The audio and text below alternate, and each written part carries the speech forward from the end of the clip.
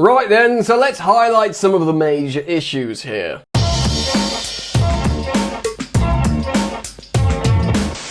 Hey friends, what's going on? Welcome back to Football Therapy with me, your host Jan. I do hope you are doing well. I really do hope that though it is turgid and frustrating times for Chelsea fans in the Premier League, just as things were looking up, they are looking down, and frustrating, of course, losing to a last-minute winner against promoted side Sunderland at home. And to add insult to injury, Manchester United, after that game, cooking Brighton, a team that defeated us not too long ago. And United looking good with some senior attackers linking up. Nothing like that as a sobering way to bring you back down to earth. Lots of talking points though. Chelsea have got a developing young team, but how long can that excuse be implemented for? And what are the real weaknesses for Maresca's side? I'm going to get into it today. This is less of a Chelsea news video and more of a talking points video. Fragmented elements that I want to present to you, and of course open up the conversation down in the comment section. We'll be talking about the defence, the first choice defenders,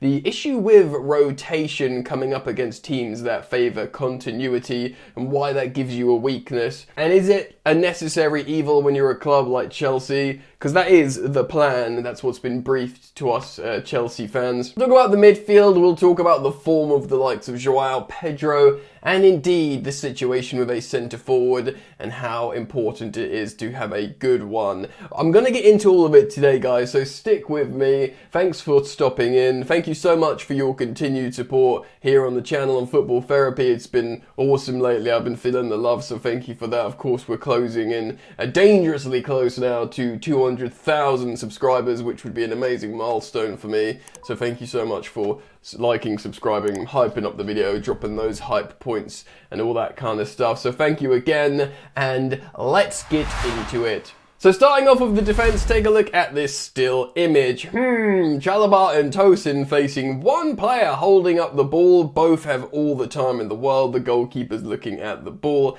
At this point, of course, our form centre-back on the night, or should I say afternoon, Achiampong had been taken off, potentially for a knock. I haven't had that confirmed yet. But this is what we're left with, a player holding up the ball that can play in a runner and score easily. Now, this is totally unacceptable for me, right? But neither of these guys, Tosin or Trevoh Chalobah, and I've been pretty consistent on this, in the long term, in the main plan, should be Chelsea's starting centre-backs. That should be a combination of Levi Colwill and maybe a Josh Achiampong. Of course, the long-term designs was to be Colwill and Fofana, two young centre-backs, two high-ceiling centre-backs, different profile, but had a developing relationship and knows how to play together. Now, Tosin's been very good for Chelsea. He was a free transfer, he's a good operator, he's a senior figure in the dressing room, and was a good acquisition in certain states. Chalobah is a great defender. I don't think he's Chelsea's starting quality for the top level, but make no bones about it, Tosin and Chalobah should be big boys enough to be able to deal with that scenario. That was very, very poor indeed on transition. And this will come into later about Chelsea's rotational, method plan against a team that's looking for continuity. Now, I know Sunderland have made a bunch of signings, but they're not in Europe. They will look to building strong relationships and continuity to be a good team, and when that comes up against a side that's rotated a little bit, there'll be a frailty there, a weakness in Chelsea. But there's no way I can defend that defending, if you know what I mean. That's very, very poor. It's always there. I have the fear when it's 1-1 and you're playing against a low block and counter team, you can't break them down, and we will get to the attack and the reason why we can't break them down.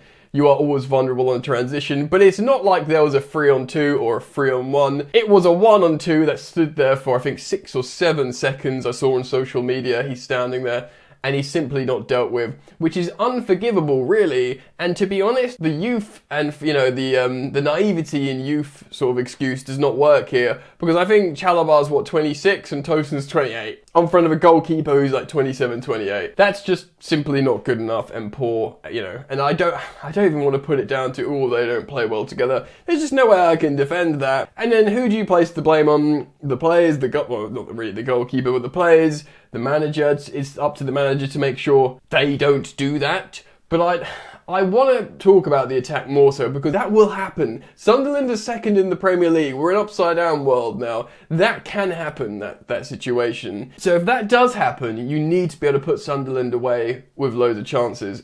There wasn't that at all from Chelsea. The XG was very, very low. So I've spoken about defenders. I want to talk about the midfield and attack in just a moment. Also a striker, senior striker. I want to get into that. I think it's very important. But just before I finish on defence, if you're a team like Arsenal, yeah, you can afford maybe not having this really a striker that you can lean on to always basically score goals. Gyökeres is meant to be that guy. I'm not a massive fan of him. Since seeing him operate in the Premier League at least, I don't think he's that good. And I think Havertz will come in and bench him for Arsenal.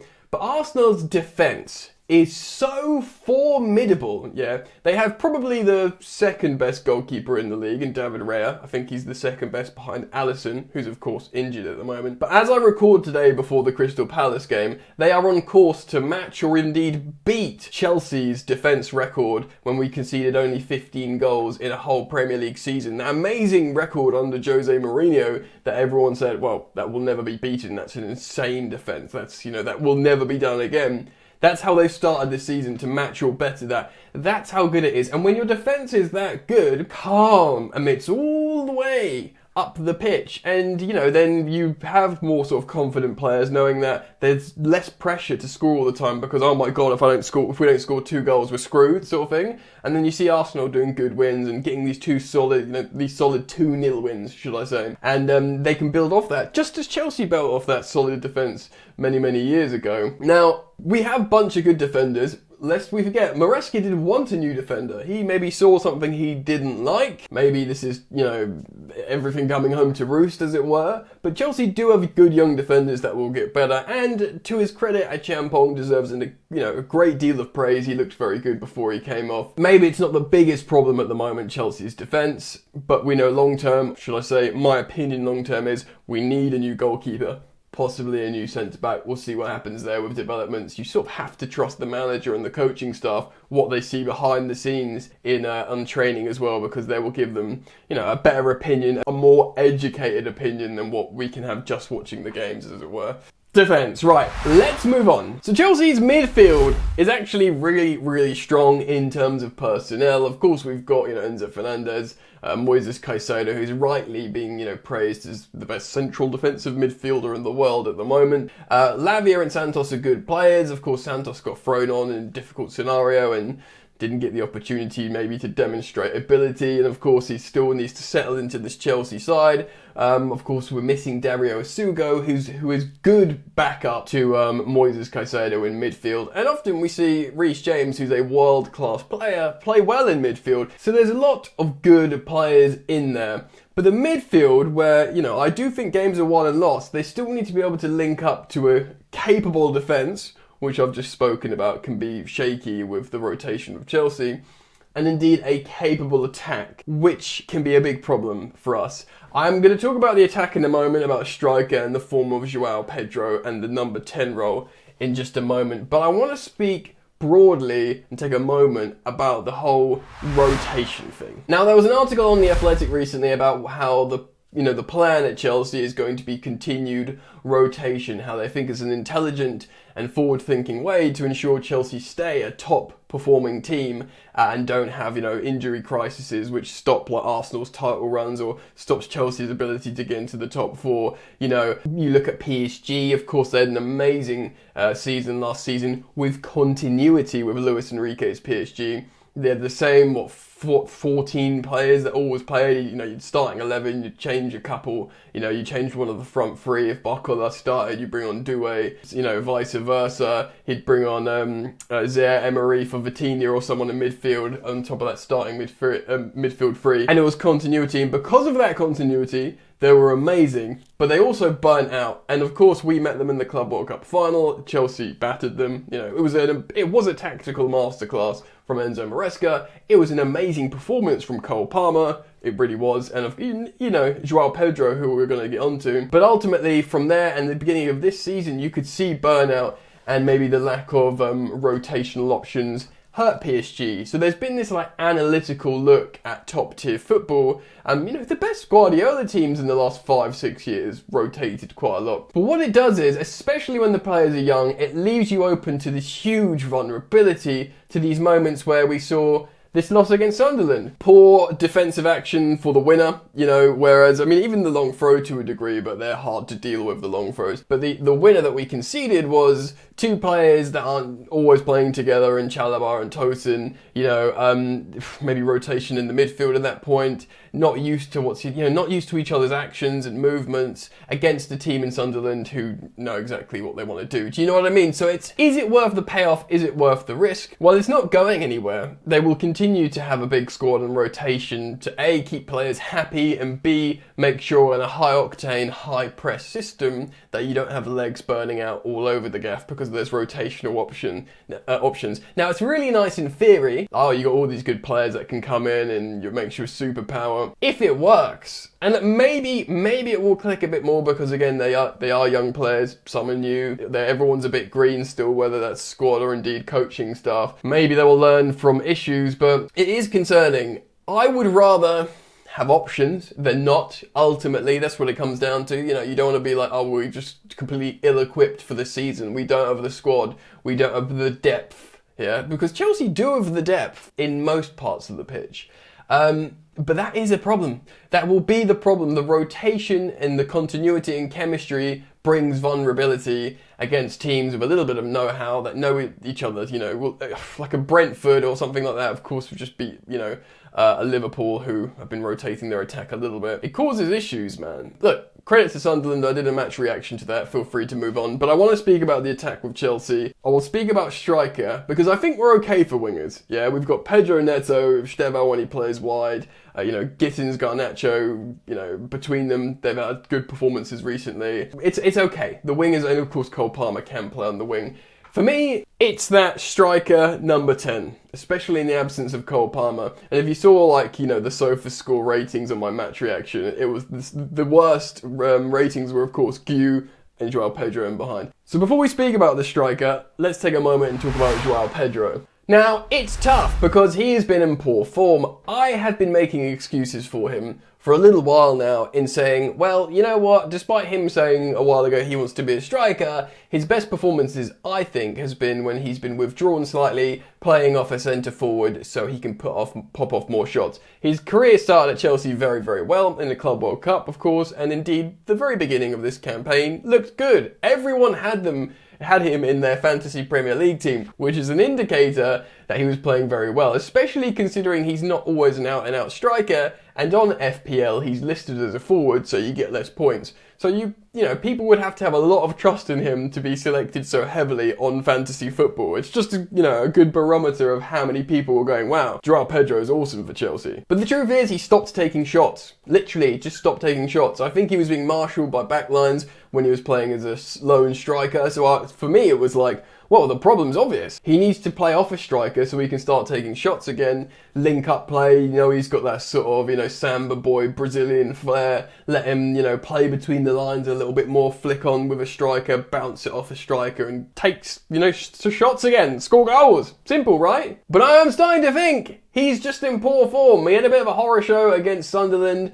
Mark Hughes was a 19-year-old striker, and, maybe he wasn't doing the right things to facilitate and accommodate Joao Pedro. Yeah, maybe, yeah. But, still, you're still playing at Sunderland, you're still playing with, internationals like Alejandro Garnacho, Pedro Neto starts for Portugal, who's in form, Estevao comes on, your countryman, Brazilian superstar talent, indeed Andre Santos, your Brazilian teammates. You should be able to link up with these men. He's looked very, very poor, to the point where I think, drop Joao Pedro. Joao Pedro has been a sort of a patchy player, I think, in his career. He's still only 23, so he's young enough, and I think if Chelsea settle a bit more, even if we're a rotational side, everyone settles a bit more, knows the plan a bit better, he will come good, and I think he will benefit massively off a good striker playing in front of him. Of course, Delap is returning, which is massive for Chelsea, but I would genuinely consider dropping Joao Pedro for a game or two because he was being overcooked a little bit by Chelsea. You talk about bringing in rotation so you don't red zone players. Well, it seems like we've done that with Joao Pedro. There was even a game where he didn't want to play and Maresca said he had to play a few weeks ago or whatever. So who do you play as a number 10? Well, you know, the long-term plan is Estevao to play him inside. He is available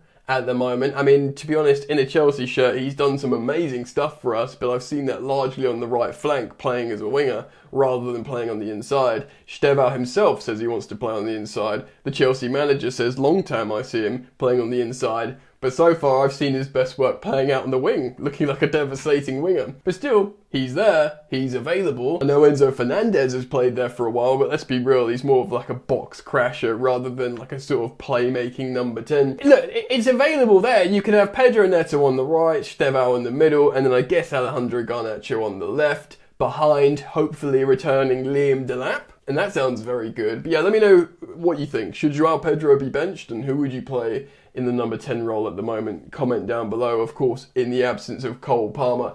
And let's move on and finish on striker. So Mark Yu, bless him, was rather ineffective against Sunderland, the team he fleetingly went on loan to for a few weeks before being recalled to Chelsea. Now, Chelsea fans like Mark Yu. I like Mark Yu. He's a sort of throwback centre forward. I do think it's kind of like ironic that he's come from La Masia and he's actually a bit of an old school, almost English style striker, but he presses intelligently. I think he's probably an okay finisher when he's confident and he scores a few, and he's a useful asset, and he will always represent an excellent signing for Chelsea. He cost 5 million. If Chelsea sold him today, they'd probably get 10, 15. By the time, you know, we probably do sell him, let's be fair, we probably will sell him. You know, ultimately, I reckon the second striker will be someone like, you know, Delap, or Delap could be Chelsea's first team striker, we'll speak about him, and then Omega's the second choice, or vice versa.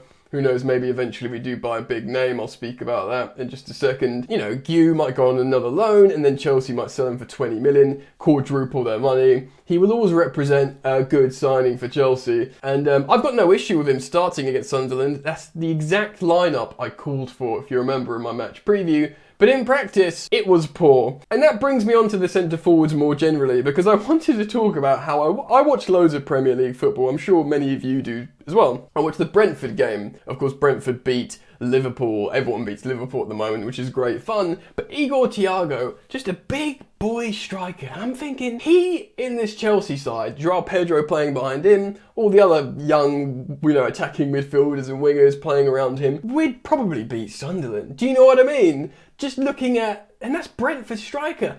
Don't even get me started on Jean-Philippe Mateta. That's Crystal Palace's striker. Yeah, Palace from Croydon, who won their first major trophy in their existence last campaign. Yeah, he doesn't start, he doesn't get into the France squad. He played, I think he has now, but he was playing in the Olympic squad before. He's 28. Jean-Philippe, Crystal, I'm on my knees for Brentford and Crystal Palace's strikers, you know, in my Chelsea team. Now, I get the theory. Joao Pedro is an incredibly gifted, young, versatile footballer that starts for Brazil sometimes. So let's not pretend we haven't got, you know, talented players. Gu is been brought back in for a backup. Delap, you know, lots of teams wanted Delap. Bayern Munich, Newcastle, Man United were desperate to get him. Chelsea got him. 30 million, absolute bargain. Delap, I think, is the heir apparent to Harry Kane to be England's number 9, over the likes of Watkins and Solanke and Denman.